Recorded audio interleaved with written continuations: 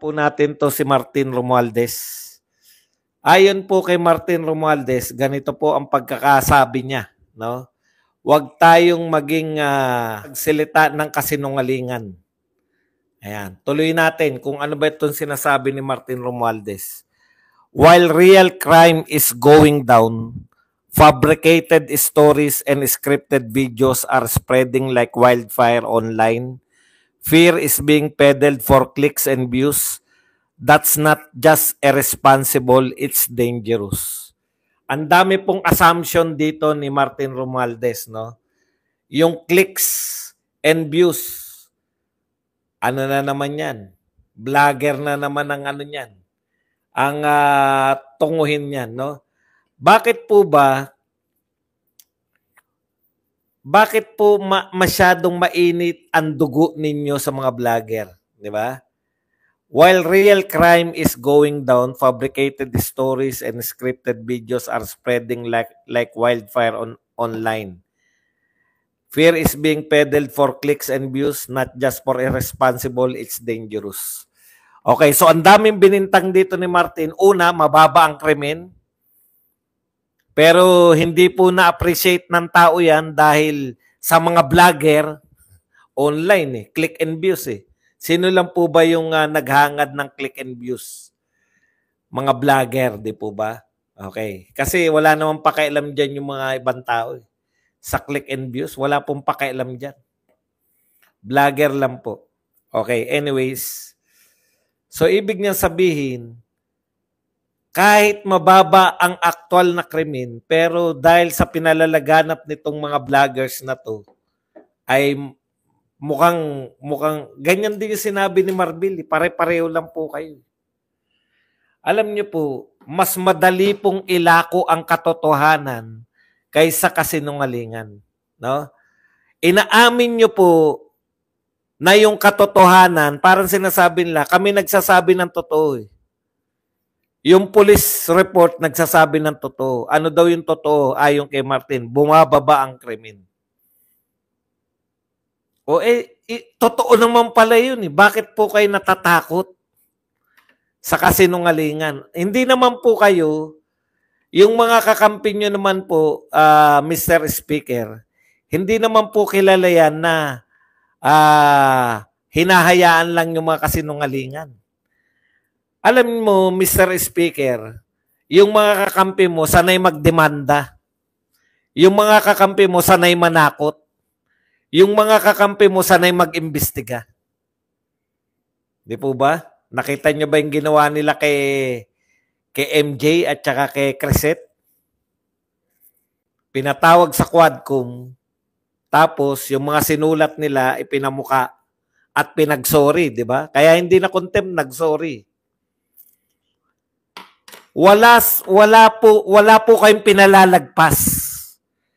Pag sa tingin ninyo nagpe-fake news yung mga vlogger, lalo na mga Duterte vloggers, sa tingin nyo fake news, hindi nyo po pinalalagpas. It's either iniimbestigahan ninyo or sinasampahan ng kaso. Alam nyo po ba yung kinasuhan ni General Torre? Kung ano yung pinalalaganap na siya ay na-ospital, di ba? May picture, sinabi si Torre nasa ospital. Tapos, dinimanda ni Torre. Maramdamin yung mga kakampi nyo Mr. Speaker, maramdamin. Kung totoo na may nagpapakalat ng mga hindi tamang balita tungkol sa krimen, di sana katakot-takot na. Hindi po namin pag-aabalahan. Alam namin na sa panahon ngayon, ginigipit ninyo yung mga vlogger. Kaya nag-iingat kami na bakit naman namin papakailaman yung mag-imbento kami ng krimen. Di po ba? Para saan yun? Mag-imbento kami ng krimen para magkaroon kayo ng chance na kami ay kasuhan? Yung mga vlogger, kasuhan? Parang hindi walang mahihita naman. Ano mahihita pag may krimen na inimbento? Ang katotohanan po ay iyang kasinungalingan po na sinasabi ninyo, no? yung pinaniniwalaan po yung mga vlogger, ibig niyo sabihin kasinungalingan din po ba yung pinalalaganap ng mainstream media? Sa mainstream media namin nakikita yan. Wala po kaming kakayahan.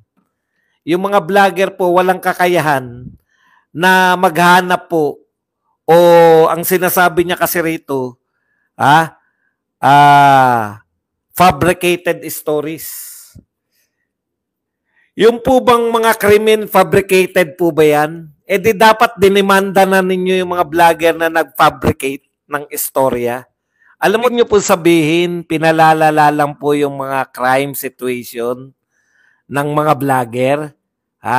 Para kasi silang nilalagang itlog kundi di sa magbalita. Ang alam ko po, Mr. Speaker, no? Ang mga Duterte vloggers po masyadong abala sa mga nangyayari sa politika para intindihin pa namin mag-imbento ng mga krimen. Buti sana kung ang bintang mo nag-iimbento, nag-iimbento kami ng mga kasiraan ng mga kalaban ng mga Duterte sa politika. Mas kapani-paniwala pa yun eh. Pero yung sabihin, pagbintangan mo yung mga vlogger na nag-iimbento ng mga krimen, ano pong krimen yung inimbento namin? Nasasaktan si Martin kasi ine-expect niya pag nagbalita si Marbil na bumaba ang krimen, magpapalakpakan ng tao. Ano po ba ang initial na reaction ng mga tao pag nung sinabi ni Marbil na bumaba ang krimen? Naniwala po ba ang mga tao? Point dito ni Martin Romualdez, no? Dapat tayo dapat pinupuri yung PNP. No? Ang totoo po naganap, pinagdududahan. Saan nakuha ni Marbil na bumababa yung krimen. Samantalang nakikita, yun yung problema, Mr. Speaker. No? Yun yung problema. Kasi bahagi yan ng inyong propaganda na mas mababa ang krimen ngayon kaysa kay panahon ni Digong. Samantalang kitang-kita po ng mga tao na nagbalik na po yung krimen. Ngayon yung statistics po na yan, hindi po namin kino-question yan. Sabihin nyo na zero, wala po kaming pakialam. Pero wag nyong sabihin sa amin na purihin namin kayo kasi nakikita namin yung aktual. Sa aktual po kami nagbabatay. Alam nyo po, kahit na anong statistics, pag hindi po yan tumutugon, no? Kahit sabihin ninyo, umuunlad ang Pilipinas ngayon, hindi magdidiwang yung mga tao, maaasar pa. Gaano ba kataas ang rating mo ngayon? Meron po ba nakaalam ng rating nito sa pahayag? Kasi si Bongbong Marcos lang po tsaka si BP Sara ang nakita namin eh. Kasi kung talagang natutupad kung totoo yung sinasabi nyo na mababa krimen, maganda ang kabuhayan, nakakatugon, walang nagugutom. Hindi po kinakailangan, no? Hindi po kinakailangan namin na maghanap ng mga numero. Kusa po. Nung panahon naman ni Duterte, hindi naman po kami naghanap ng numero. Real talk po, Mr. Romualdez. Nung panahon po ni Pangulong Duterte, 10% ka lang pala. Dapat ang taas-taas mo na, no? Hindi mo ba naiisip, Mr. Romualdez, na kung talagang ang mga tao ay natutuwa sa gobyerno, ikaw dapat ang pinakamataas. Kasi ikaw ang mukha ng gobyerno eh. Kayo ng pinsan mo eh. Okay, statistics ang kinakailangan ng tao.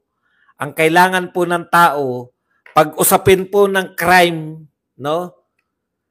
Ang naranasan po namin kay Duterte, wala kaming pakialam sa crime rate. Pero, ang pakialam namin, madaling araw ba, makakalabas kami ng bahay nang hindi kami kinakabahan? uuwi ba yung mga anak namin, lalo na may dalaga kaming anak, na hihintayin lang namin sa bahay? Yan ang sukatan ng crime ayon sa amin. Hindi po yung bumaba. Okay, punta na po tayo rito kay Kaufman. Naunawaan niyo po yung sinasabi nito ni ano? Mr. Speaker, ang dami niyo nang inimbestigahan. Ang dami niyo nang yung pagmumura lang, minumura lang yung congressman, nakasalang sa kongreso. Ito pa bang nagpapalaganap ng maling impormasyon tungkol sa krimen, gumagawa ng, ano sabi niya, fabricated stories? Hindi ako makapaniwala na pati krimen fabricated. Bakit po ipapabricate yung krimen?